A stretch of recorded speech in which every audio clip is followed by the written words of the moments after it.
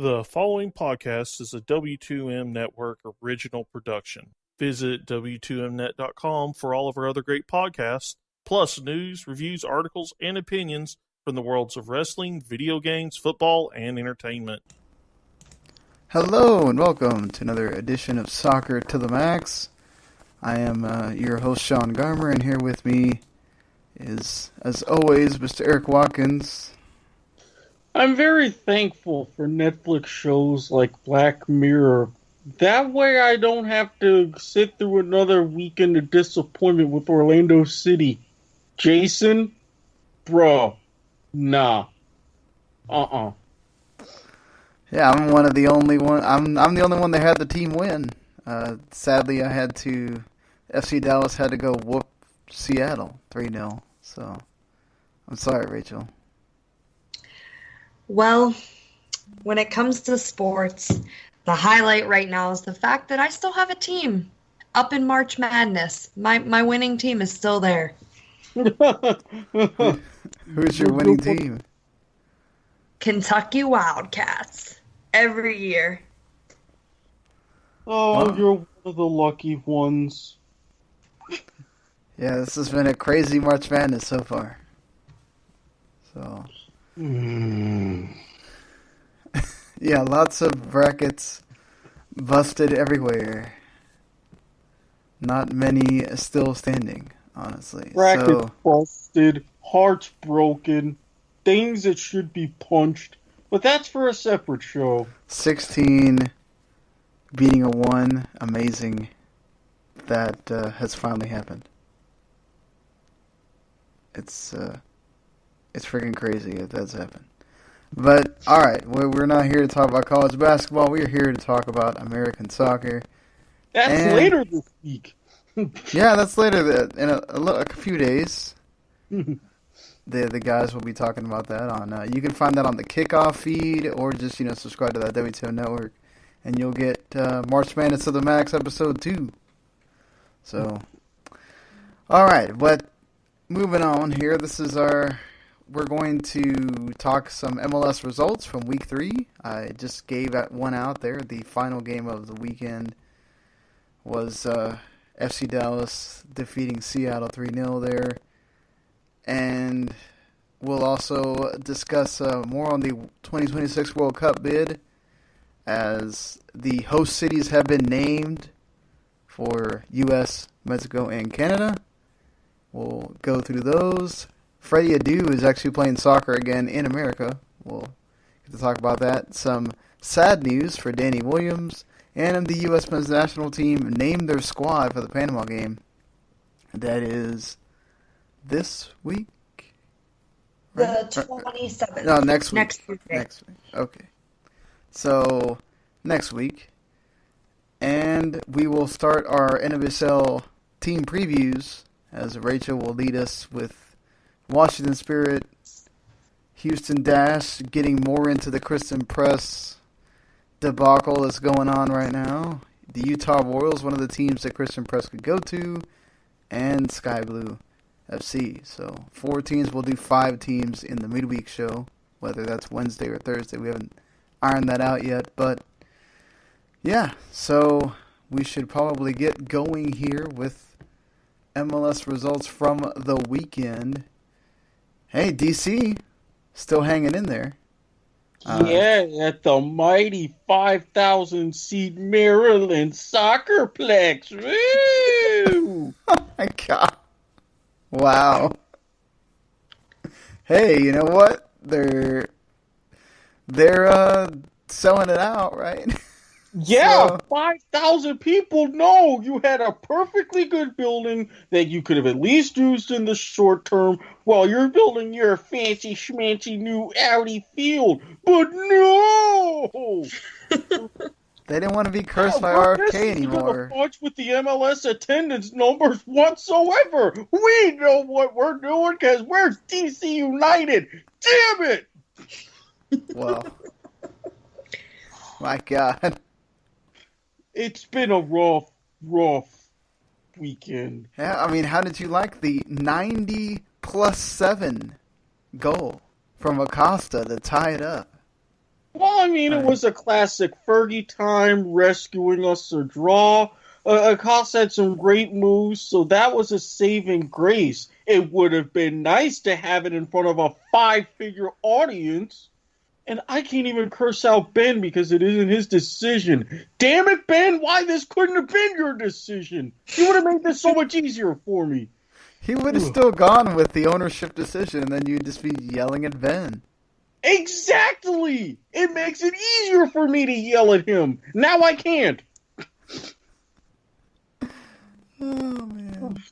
This is, that's, so, hey, but, you know what? At least they're only in 8th right now. They have the one draw. They have 2 draws and a loss. So, you know what? Yeah. Both that doesn't help that both of my teams have earned a combined 3 points out of a possible 18? Yep. Both of y'all's teams doing bad right now. I mean, I was gonna say you could be Seattle right now. Yes.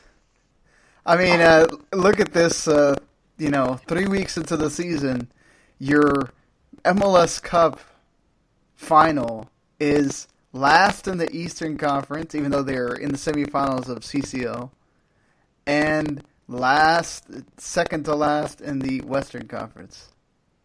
I mean, But at least with Toronto and Seattle, it's forgivable. They've got something they're shooting for in the grander scheme of things. So that's okay. We don't have one that's playing in a place that I've never even heard of, and I've lived near there, and another team that, doesn't realize that a set formation doesn't work with his players.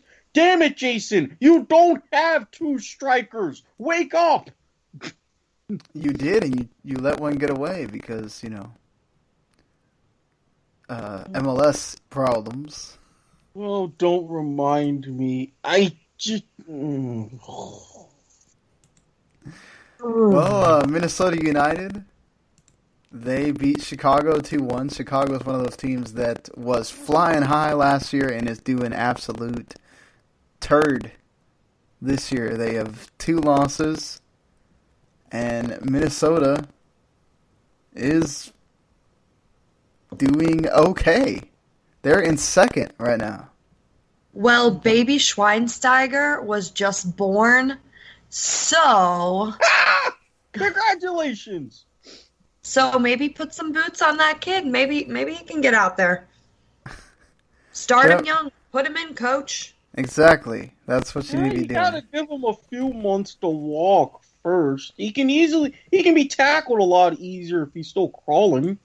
You get the 0-0 special of Philadelphia and Columbus.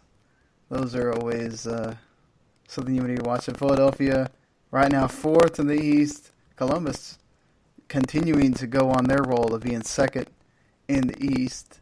So, hey, Precourt, let's keep putting the odds against your team. Seems to be doing wonderful things for them. Montreal beat Toronto 1-0. I mentioned that Toronto's down in the cellar. New York City took advantage of Orlando City and their bad formation to be leading the East with 9 points. They were undefeated. Atlanta just absolutely throttled Vancouver. Joseph Martinez, Viva Venezuela, 4-1. Is Martinez with all 3 of the goals and then an own goal, because why not? Vancouver. Well, I mean, to be fair, if you saw what happened with Vancouver, dude kind of freaking out after he got a red card thanks to VAR. That led to the penalty. It was a crazy 5-minute stretch early in the first half. Well, speaking of VAR, who's ready? It's official. At the World Cup, there's going to be VAR. Are you ready for all the goal celebrations that are going to get killed in 30 seconds? As long as I get to sufficiently laugh at certain teams, yes. And probably what was your game of the week? Sporting KC 3, San Jose 2. Wando with a 90+1 goal, trying to make it interesting there at the end, but they couldn't get the last one. Zuzi with a goal. So, you know what? Okay. My question is this. A, where are all these goals coming from out of nowhere for Sporting? B, what happened to their defense? They put Graham Zusi on it. That, and they had that problem last year, too, so... I mean, but yes, it was great, epic, and then all of a sudden, downturn, and then this year, whoosh, right through the basement, having to come back to get a 4-3 win, and then hanging on for a 3-2 win. This is not the kind of soccer they're used to seeing at Children's Mercy Park. And they were worried when Dom Dwyer left, there'd be no goals. And then when Latif Blessing left, and look at them now, they are scoring. In bunches, Vaco also scored, your favorite guy, Erik. So. Hey, good for Scrabble. Call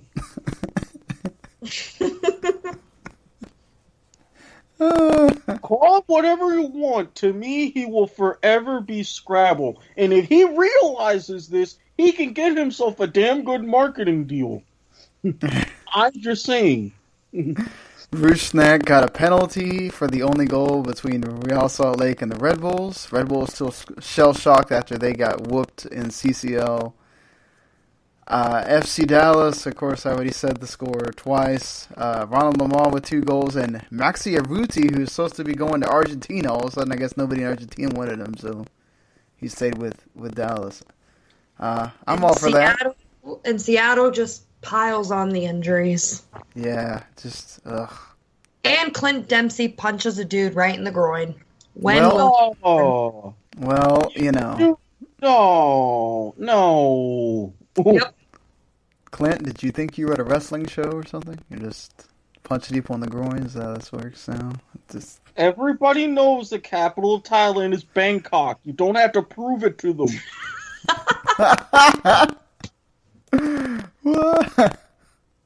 Best pun ever. Woo! You're welcome. Well, speaking of MLS, they are now involved in a lawsuit. Oh, wait. Yes, the same lawsuit that's been going on for like ever now. The NASL has amended their lawsuit against U.S. Soccer, now seeking damages, and MLS is now a defendant in this lawsuit.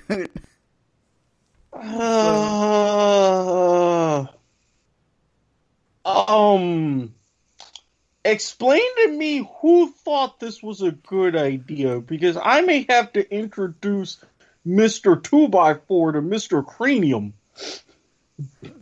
To who, Rocco? Because he's like the only one going at this point. There's at least one guy named Rocco that I can take. Yeah, this could be worth it. So in a statement, this is from Soccer America, by the way. In a statement, the NASL tries to use something said by new U.S. Soccer President Carlos Cordero to, I guess, use that as why they are filing this lawsuit. Carlos Cordero, during a recent election against the Federation, said the unique ownership of some creates conflicts that need to be addressed. The Federation has prevailed so far in its case with the NASL. So wait, he says one line, and we're now going to change our whole lawsuit? Oh my God. I mean, these lawyers are just making them some money, right? This has got to be all about the lawyers at this point. Billable hours. So basically, the NASL interim commissioner, Rishi Segal, the harm to competition and damages caused by losing the 2018 season are being felt far and wide as our business has been ground to a halt, and fans, players, sponsors, vendors, and all the stakeholders who play a role in bringing NASL to life are being negatively impacted. Well, no duh, Segal. Okay, to me, he's going to be Steven Seagal at this point, because there's really no difference if he's going to say stuff like that. Yeah, I think Steven Seagal is more relevant still at this point. Which, yeah, I'm just going to let that sit there. Which says something about the NASL. Look, they're trying for anything. I don't blame them at this point. They might get something, but isn't going to be enough for them to do anything. Look, NASL, we've seen this in other leagues before. There is such a thing as Pyrrhic victories. If you keep chasing dubs, you're going to keep racking up L's. Go home. Just end the misery already, please. Please. So, Freddy Adu. Yes, that Freddy Adu, guys. The Freddy Adu that played for DC United for 87 games. Those were the days. You know he's only 28 still? Yep. God, I feel like he should be like 40 by now. Well, considering how he's younger than me and I was in high school when he played for DC United, yeah, 28 sounds about right. So he last played for the Tampa Bay Rowdies in the 2015-2016 season. Since then, he has not played for anyone. You know what? Props to him for still getting signed to teams. Hopefully, he does something for the Lights. This might give them some publicity and all. You know, being in Las Vegas, you kind of need that because Las Vegas is known for a heck of a lot of other things besides soccer. Especially now that the Knights are killing it. Yeah, the Knights, and then also, you know, you got the NFL looming as well, so you might want to get your foothold going pretty soon here. You go for it, Freddie. I got nothing against the guy. Still wanting to play. He's 28. He's younger than me and Erik. Mm-hmm. So, you know, go for it, dude. Yeah, he's roughly only at really what should be the slight downside from his peak, so you have at it. And something that's going to hurt Rachael very much, one of her favorite players, Danny Williams, broke his fibula, and he is out for the season. Excuse me while I go cry in the corner. It's sad. It's so he has made 11. You know, he started 11 games, made 24 appearances for Huddersfield Town, and he scored a goal in the FA Cup win over Bolton in January. So, and he was injured in a team training session too. Wasn't even in a game. So that really sucks. That training injuries are always the hardest pills to swallow. I just hate hearing that because he's doing so well, and then you don't even get to finish the season or anything that has a couple of months left. It's just crappy for him. So I think last time we did the show, we were talking about the game itself, but they had not released the actual roster for the game in Cary, North Carolina against Paraguay. So, I think I said Panama earlier. I'm stupid. So, you get Kakuta Mane got added. So that's awesome. Of course, he's played in MLS, or still plays in MLS, which now he's part of the Columbus Crew. They won't be the Columbus Crew much longer, but they're still technically the Columbus Crew. Zach Steffen is also part of this roster. He is part of the Columbus Crew. Tremendous goalkeeper. Bill Hamid, your former lead man. Erik. Oh, I can finally eat Danish again and be pleased with myself because of this. Alex Bono, the goalkeeper for Toronto. And you get Cameron Carter-Vickers, Eric Lehigh, Matt Miazga, Shaq Moore, Eric Palmer-Brown, Anton Robinson, Jorge Villafania, DeAndre Yedlin.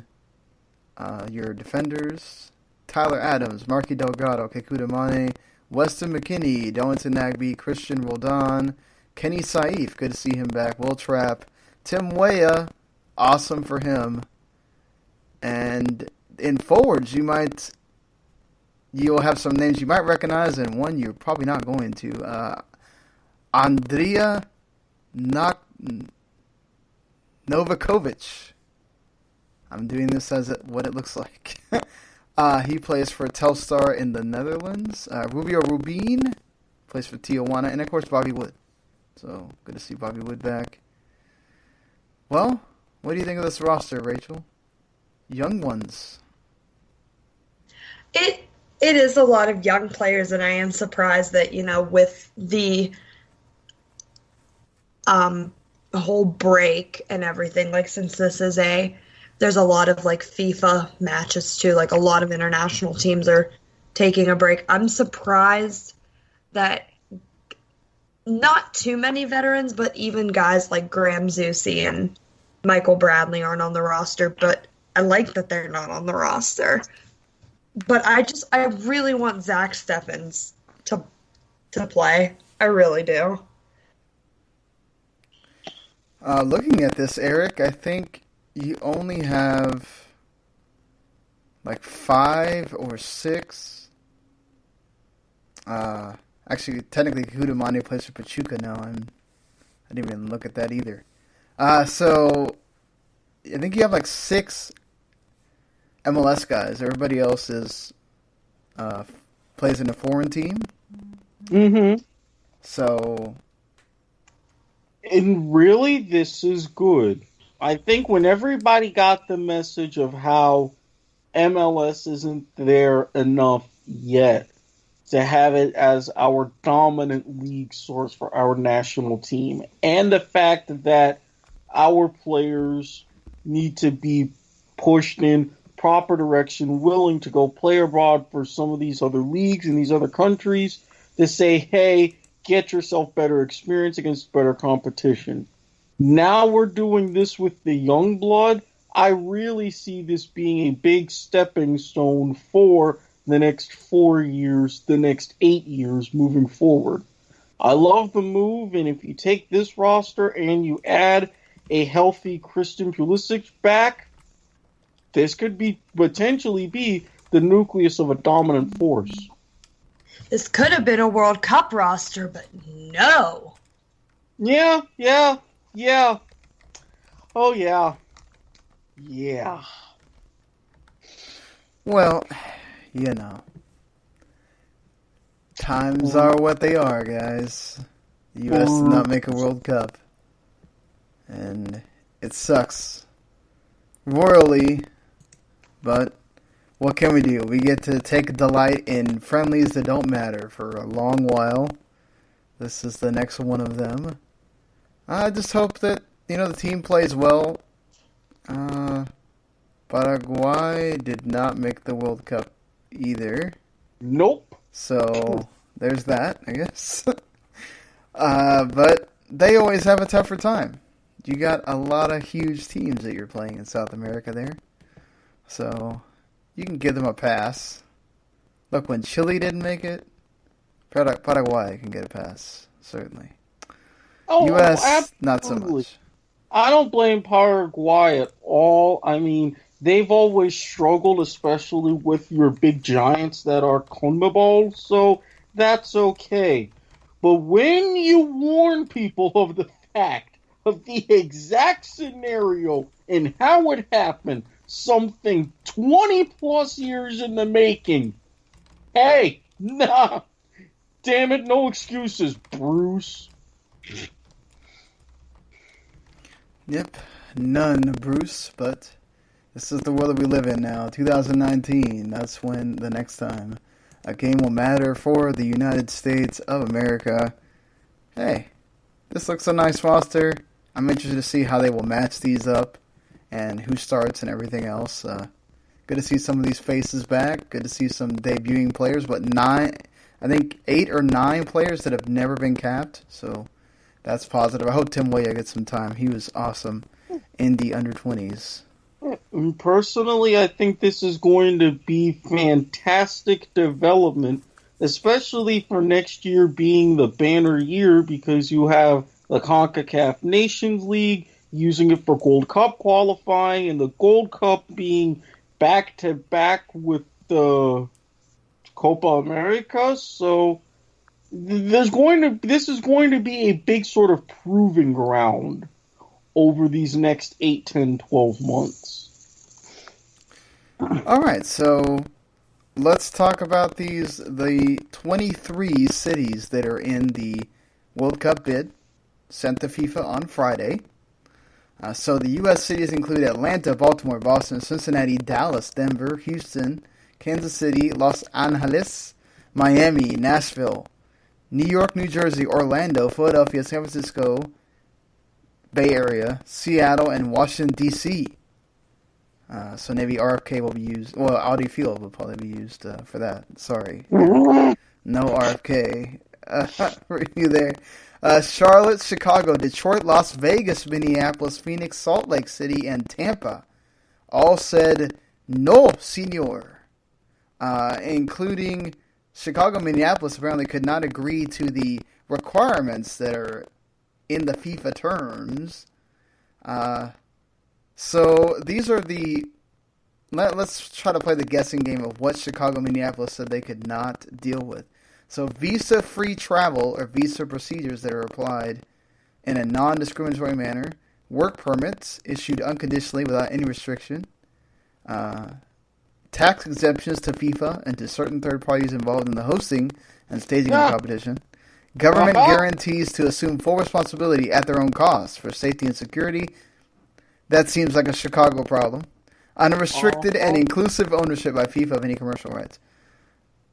I'm going to say the security thing is a big problem for Chicago. Security for Chicago, and I'm also thinking kind of tax exemptions, because if you think about it, look at the kind of money that would be coming in and the kind of money that would be used for these games, because let's face it, if you're hosting in Chicago, they would have used Soldier Field. If you're talking Minnesota, you're talking US Bank Stadium. Full stop. That kind of people, and the fact that the taxes for those two cities, Chicago, Minneapolis, that they're kind of missing out on, if I'm getting this right, no. Mm-mm.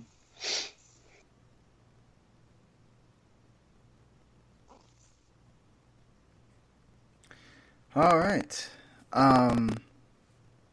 Well, I think you're probably right about all that. Sorry, I'm having to deal with getting texts about other things at the moment as well while we're doing the shows. That happens sometimes. Sorry about that. But yeah, it's interesting. Some of these things that are in these requirements from FIFA, but I'm glad that Chicago said, you know what, let's better be safe than sorry. You don't want crap happening. So, other cities, for Canada, it's Edmonton, Montreal, and Toronto. The ones you would expect. Vancouver pulled out because British Columbia could not also agree to the terms that are there from FIFA. Mexico... Yeah. Mexico's Guadalajara, Mexico City, Monterrey. Go ahead. Sorry. The main ones that you would expect, and I can think of another couple of reasons why, of all places, British Columbia would pull out of any of the Canadian deals. Why would you say that, then? Well, there's something that's going to be spreading the nation if Trudeau plays his cards right. But until then, the provinces of Ontario, but mainly the province of British Columbia, is a very, very particular hot spot, if you know what I mean. Yeah, I can kind of get what you mean on that one, too. Now, granted, it would be an even better reason for me to go up to Vancouver and have a business trip covering a match or two, sampling of all the finest of the delectables that are on offer in various aspects. But, alas, we can't get everything we want. And Montreal comes in a close second, so... Yeah. You know,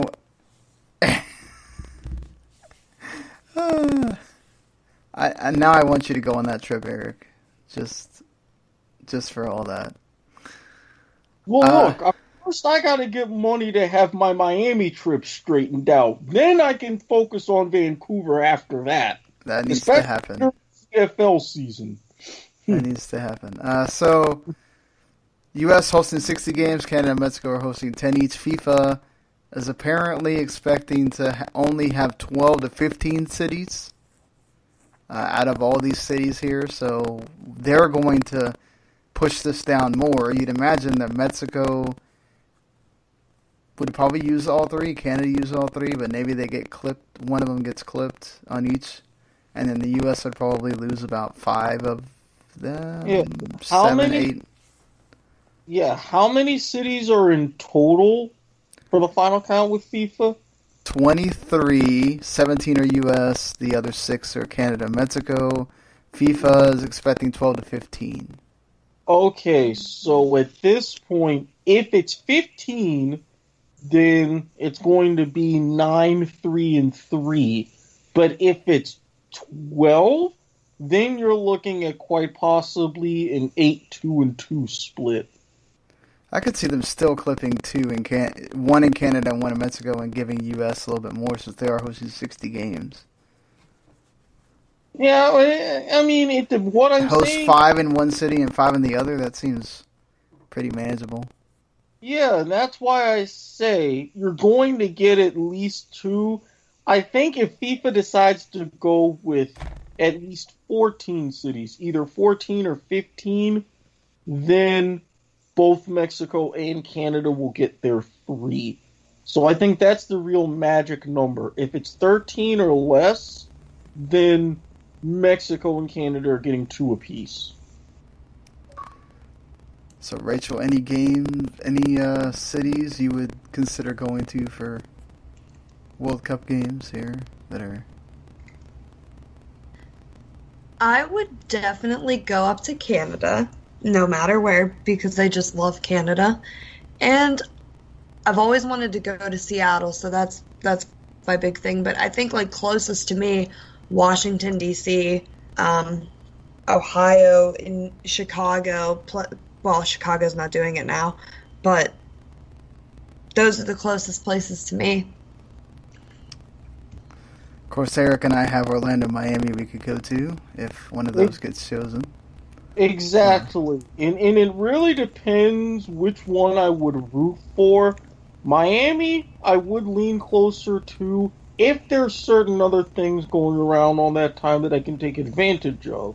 Whereas with Orlando, it's less of a worry for me because I got a year-round thing that I can take advantage of. Yeah, so, alright, that's going to do it for us talking about the men's side of the game. The rest of it is all NWSL discussion here as we get into team previews. Let's start before we talk about, I guess we should talk about Houston first since they have the big news that's still going around here. Christen Press, the latest on that was Portland, possibly. Then quickly that was killed. And then there's still her going to Sweden and possibly also going in a trade to Utah after a trade to, was it Seattle that fell through? So... well, the problem with the Christen Press dilemma, and this is why Mark Parsons and Portland pulled out so fast, and how I can't see her going to the Utah Royals or the Seattle Reign. So she's a big name player. She's a national team player. She did a lot for Chicago last season. Well, if they're sending Christen Press to Utah or Seattle, Vera Pauw and the Houston Dash are going to want to get a U.S. national team player back. And you better believe that Utah's not going to send Becky Sauerbrunn, Abby Smith, Kelly O'Hara, Amy Rodriguez down to Houston. And Seattle, their only U.S. national team player is Megan Rapinoe. And they're not sending her down after she scored 12 goals for them last year. It's just one giant, as Erik loves to say, conundrum. And I think what her best option to do is go to Sweden. Because there ain't teams out here that are going to give up so much for her. I wonder if that would be Houston ownership, because Vera Pauw seems like she wouldn't care if a U.S. women's national team player came back or not. Because look at who she's been signing. She definitely is all about having different kinds of players, and if Christen Press wanted to leave that bad, I think she would kind of just maybe take some picks and bring someone in that could be useful, and maybe it's not high profile, but someone else that, you know, could work in whatever system she's trying to pull. So I would think that that's, above her saying, look, we're not just taking anyone for our best player, which you shouldn't, obviously. But at some point, with Christen Press being who she is, I think push is going to come to shove eventually. If she wants to stay in NWSL bad enough, I think she's going to be able to force something. But yeah, that going to Europe is always there if nothing works out. And it's not like the Swedish league is a bad league either. No. I was going to talk about this in a little bit, but the Fifth Pro Women's World 11, you have several Swedish players. They don't technically play in the Swedish league, but you have Swedish players that are in this 11. So the goalkeeper and Nila Fischer.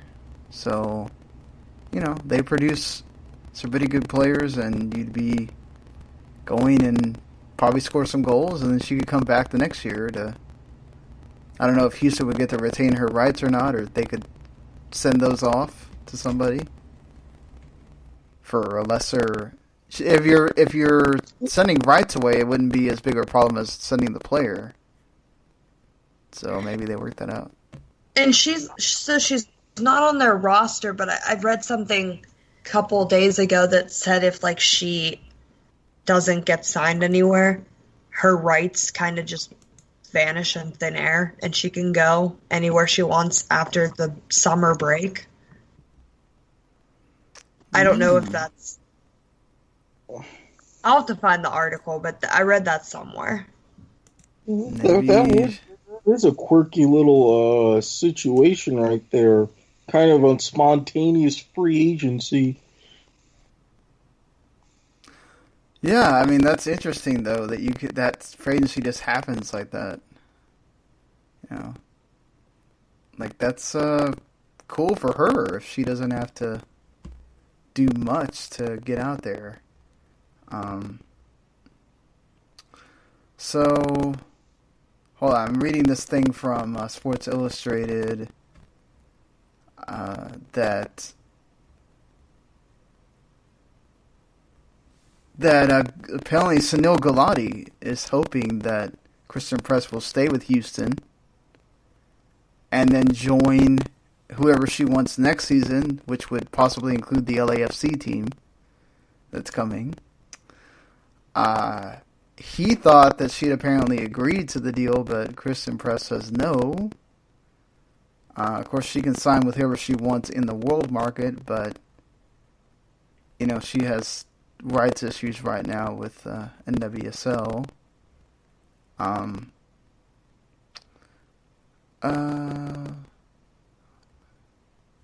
Yeah, I mean, she could just go to Sweden for the summer, right? Like you were saying.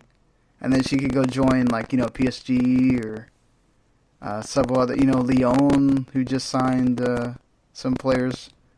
So, if you don't want to come back to NWSL, there's that possibility, too. You could just go sign for another team.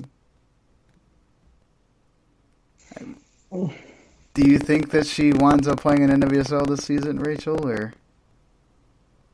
No, because I can't see Seattle or Utah giving up much for her. If anything, I think Seattle, as much as it would hurt head coach Vlatko, and I can never say his last name, and Donsvoskier. Vlatko, that's how I'm going to call him, coach. As much as it would hurt him because he brought in 9 defenders, and right now on their roster, Seattle, they just trimmed their roster down. Today they have 8 defenders listed on the whole thing. If anything, I could see them sending Lauren Barnes down to Houston. But I can't see them sending someone like Steph Catley, Megan Oyster, Yael Averbach. I just can't see them sending these big names. Same with Utah to get Christen Press. And I don't think that Press understands that this doesn't make her look very good either. It makes her look a tad bit undesirable because she's not reporting to camp. She's holding out. Mm-hmm. Not many people like a holdout. Yeah, we talk about this with other sports a lot. And, she's proven that she's obviously a really good forward. But in a young league like this where they're really hoping that everybody just kind of, all right, let's all play for the team to help NWSL and everything. I think as far as in the league, it's going to look bad. But I don't know that outside in the world it's going to matter too much. If she already has offers from teams, I think they're just looking at, okay, we just get to sign a really good player. So, but coming back into NWSL later, like next year, I don't think you're going to, as long as, she has time to prove that, okay, I'm still out there doing my thing, this isn't getting into my head, and I go out there to Sweden or wherever and have a terrible year, she'll have teams wanting her next season with, like, no problem. I think right now it's just an issue. And, the thing is, too, like, if they weren't asking for another big player in return, I don't think any of these teams would be having a problem with any of this right now. I think part of them understand that. Yeah, I totally agree with you. And I think at this point, too, when you're so close in the season kicking off, mm-hmm. these coaches have a plan. Right. Like, there's so much, and especially with Utah and Seattle, there's so much depth up top that you know who you're going to play on your opening day right now. And I don't know. I cannot see her just kind of coming in and shaking it up. Yeah, it's going to be difficult. Again, like, Houston would have to come down on the asking price, and I still think that's management, not necessarily the coach, but that's also who deals with, if you have GMs or whatever, they're the ones that deal with if you're sending a player off or whatever. Paul probably gets some decision in that, but I don't think she gets to decide on everything when it comes that way. So let's start with Houston here. They start March 25th at home against the Red Stars. That's how they begin their season. Christen Press is not on the squad. They also had a player say that she's going to go ahead and go off to Europe and not play either. Of course, with a new coach coming in, you lose a lot of players from last year as well. She decided to go ahead and let Andresinia Poliana go. Carly Lloyd, of course, went off to Sky Blue where she wanted to go. and several other players gone as well. And the players she brought in are sort of, we kind of have to wait and see, right? Either this is going to turn out to just shock everyone in the league, or it's going to be one of the worst debut seasons for a coach. And keep in mind, this is a coach who, she's been doing this since 1998, but she's only coached national teams. She coached Scotland, the Netherlands, Russia, and South Africa. This is her first time doing club coaching, which is really incredible if you think about it, because normally that's not how it goes. It's you do your club coaching and then you go to national team. But the problem with the roster is that there is nobody that stands out. There's nobody that you look at and you're just like, wow, I can't wait to watch them. The only people, I guess, that could come to mind, Kealia Ohai when she comes back from being recovered from an ACL injury. Kaya Simon is a little bit eye-catching. She's an Australian international. And after bouncing around to 3 different clubs last season, it's nice to see Kristie Mewis have a place where she is actually valued. But other than that, and Jane Campbell's a pretty solid goalkeeper, but one wrong step and Sammy Jo Prudhomme from the Boston Breakers, who they picked in the dispersal draft, she could come in and take her job so fast. There's really no eye-catching player on the roster. Yeah, Christen Press was that one eye-catching player they had left. And so if she doesn't come back, which looks like that won't happen, you're really hoping that these decisions that your coach, Vera has made, stick with you and work out. Because if you don't, you might be able to keep teams from scoring a lot, but you're not going to be scoring much goals yourself, which that's a problem. And apparently she's been moving players around. Kristie Mewis has been playing in defense in the preseason, and she's been moving. I think their leading goal scorer from last season in defense as well. So that's another issue. You got to find the goals. Yeah, it's so hard when you lose so many good players, and then you get back Kealia Ohai, who has proven to be a great player, but she was out all last season with her ACL injury. There's so much uncertainty around this team right now. Yeah, they could easily wind back up right at the bottom again. So let's focus on another team that was sort of at the bottom, but with all of their additions, I can't see how they are anywhere but near the top this season, and a very young squad at that. So they lost Stephanie Lobb, their goalkeeper, and Shalina Zadorsky, but that's it. They went and added Ashley Hatch, Rose Lavelle in the frickin' dispersal draft, Rebecca Quinn, Taylor Smith, and Andy Sullivan. I mean, you add that to you already, having a Mallory Pugh. I mean, that's a pretty formidable team you got going there. And honestly, yes, Ashley Hatch is fantastic, and I think she's the best out of the young attacking players that you've mentioned. I've always been a big Ashley Hatch fan. Mallory Pugh, Rose Lavelle, Andy Sullivan, all great players. But Taylor Sullivan was the big pickup that they needed because they struggled so much on defense last year. I honestly thought they were going to try to get Megan Oyster back in the dispersal draft, but she ended up going to Seattle.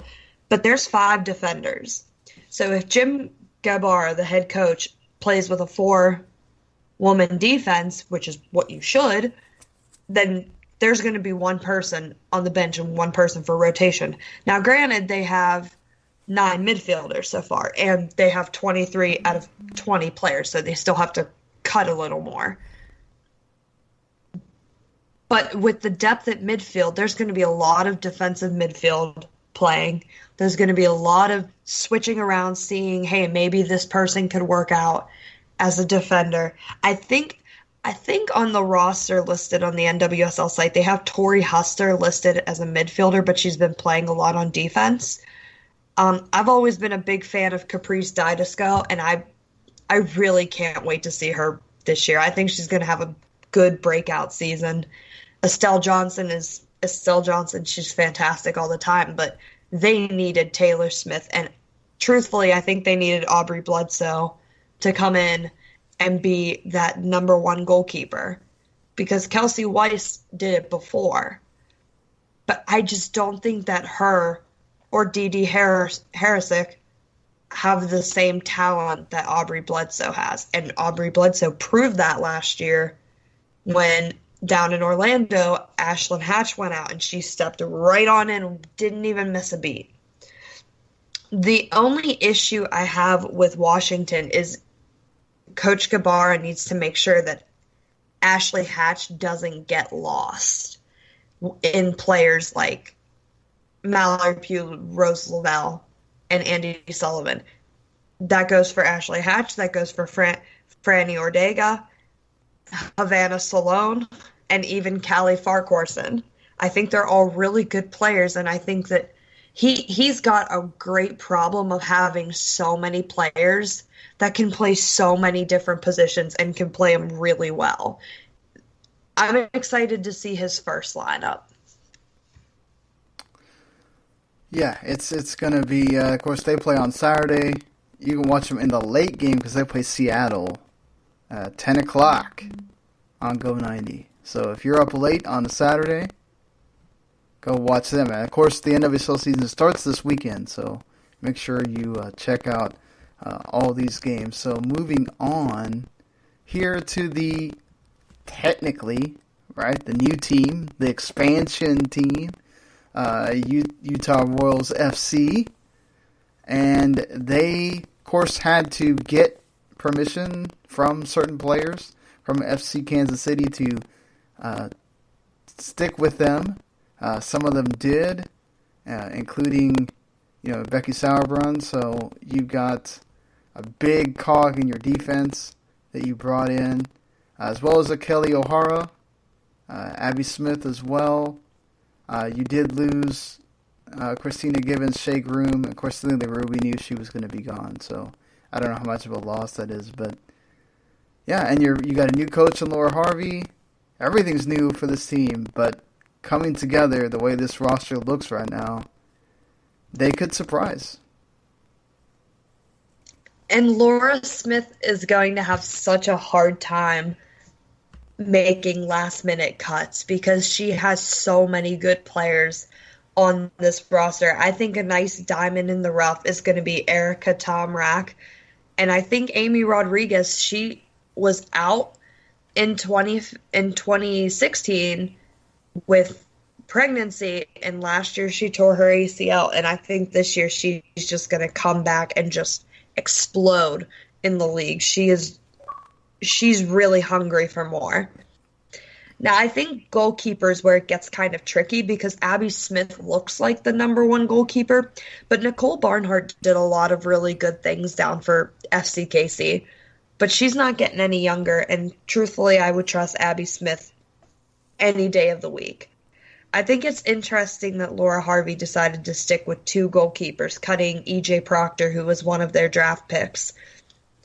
But at the same time, I think it's a good idea. So no matter who starts, preferably I think it's going to be Abby Smith. But either way, you have a solid backup in Nicole Barnhart.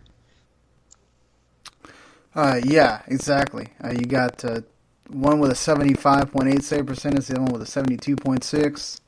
You had 6 clean sheets for Barnhart, 3 for Abby Smith. So, like you said, can't go wrong with either one. And injuries happen, right? if you have a goalkeeper that you know you can put in and you're not going to miss a beat at all, that just helps the team, helps them keep going. And they already have veteran presence everywhere. You add that in on the goalkeeping line, and that's going to improve that team even more.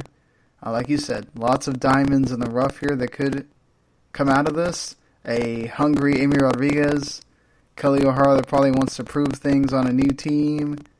I think this is one of the teams to watch. They play the Orlando Pride first on Saturday. Go 90. So, watch out, Erik. Utah could be pulling that upset. At this rate, the way that Utah has built itself, it really wouldn't surprise me. It really wouldn't. Well, there you go. Vote of confidence. I honestly have Utah winning the whole thing this year. I think Laura Harvey's overdue for an NWSL championship. I was going to save that for the midweek show, but hey, you got that early. Rachel's pick is the Utah Royals there. So the last team that we're doing for this show is Sky Blue, who have some big additions when it comes to who they have added to the roster. Carly Lloyd being one of them, so that is a huge add. You get to Christina Gibbons, Shea Groom, Katie Johnson, Adriana Leon, Savannah McGaskill, who's been the talk of the town as far as after the draft. Of course, you lose Sam Kerr, who is also huge the other way, Kelly O'Hara as well. So you're going to lose two of your big presences across the field. It's going to be really hard to replace the Golden Boot winner last year of Sam Kerr, but do you think they have enough to get it done still? I mean, I don't think they have. With the way the NWSL works is that only 4 teams make the playoffs, and these are such competitive teams, but I don't think Sky Blue has enough to make it there. I like the fact that their midfield, a lot of them stayed the same. Daphne Corbo, Sarah Killian, Raquel Rodriguez, and Madison Tiernan are all returners. But I just don't think – the problem is, and Carly Lloyd, yes, she's a big name. Yes, she's a 2-time FIFA Player of the Year. Yes, she is fantastic with the U.S. national team. But she hasn't been consistent since, like, the 2016 season. She's kind of in her downhill recession. Maybe now that she's back home in New Jersey, something will light a spark. I read an article today where she said that she is so much more energized and she is so much more motivated than she was down in Houston. But I don't think that they have it quite there yet. And I say that a lot because of their defense. Amanda Frisbee was a really good pickup in the dispersal draft. And I really like Dami Richardson and Rebecca Stott. I don't think they have it quite there yet. It's one of those teams where there's going to be a learning curve, but I don't think that learning curve is going to get solved within that first and second months. I think it's going to be a season-long problem. But I do give Sky Blue credit for one thing. Hiring Denise Reddy, I think she's the diamond in the rough. You have 2 new head coaches promoted, not counting Laura Harvey and Vlatko because they were already NWSL coaches. But you have 2 new head coaches. You have Vera Paw, who is just shaking things up down in Houston, and you have Denise Reddy, who is making smart, practical decisions with Sky Blue. I think what's going to happen, though, that might be the downfall of Sky Blue, is they're going to focus too much on Carly Lloyd, and they're going to build their whole offense, their whole team around her. And if she doesn't play well, then it's just going to fall apart. That's what happened with Houston last season. They tailored their entire team around her, Then she got injured, and then they just completely fell apart. Yeah, for sure. Like you said, I think what happens here with Sky Blue is going to depend a bit on what happens with Carly Lloyd. Is obviously she's going to have the motivation, but being older, those injuries happen, right? And any little nick or whatever that you get is a bigger deal for somebody that's bordering on 39 to someone that's, just coming out of there at 22, 23, whatever. So I feel like this is going to be the Savannah McGaskill is going to have to partner up with the Shea Grooms and the like to really be leading here and just rely on the being able to keep the same team in a lot of other places to kind of push them through. And like you said, I don't know that that's going to be enough with some of the superstars that you've got on some of these teams that are going to make it difficult to get in that Final Four. It'll be interesting. I don't know if this is a team that can recover from losing Sam Kerr too, because she's just. Everyone's like, well, you've got Carly Lloyd. Well, Carly Lloyd's not Sam Kerr. No, she's not. No way. Not right now, at least in the twilight of her career. So, yeah. Like I said, you're going to have this is going to be a team effort thing, and you're going to have one of these younger players at forward just step up and decide, okay, I'm taking this one, and it's going to be my year, and, and I don't know when you've got players on some of these other teams that it's only four teams. You're only going to be able to get so many in there, and Sky Blue might be on the edge of being out, honestly. So, all right. NWSL Preview Part 1 is done. And on Wednesday or Thursday, we'll have the Part 2. We'll have our... Erik, you can, of course, chime in with this, too. Your picks on who's going to win it and that kind of thing. And, yeah, we'll be getting ready for that Week 1 of the season that happens on Sunday. And whatever news is happening by then, too. Yep. And finally, Go 90 has gotten their act together, so that's one less thing for me to complain about this season. Yeah, so let's look at that schedule for the first week here. So you get the two teams we haven't talked about that we'll talk about on the midweek show in Cary, North Carolina. North Carolina Courage, Portland Thorns, a rematch of the NWSL Final happening on Lifetime on Saturday at 3:30. Then you get Orlando, Utah in the 7:30 slot on Go 90 from Orlando. And in Seattle at the UW Medicine pitch at Memorial Stadium at 10 o'clock, you get Seattle and Washington. Then the Sunday game is Houston and Chicago with, which team is on a bye? Sky Blue is on a bye for the first week. So, yeah, that's your 4 games. Only have to deal with the one on Sunday at 5 o'clock on Go 90 as well in Houston. So, there you go. Seems nice schedule there for the first week.